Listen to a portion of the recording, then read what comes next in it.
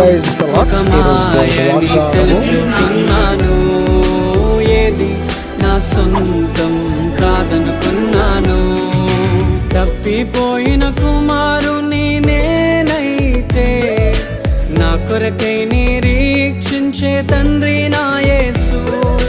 తప్పిపోయిన కుమారుని నేనైతే, నా కొరకై నిరీక్షించే తండ్రి నా యేసు.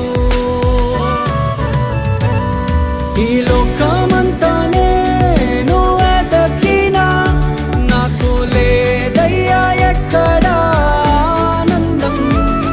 నీ సన్నిధిలో ఒక్క క్షణంగా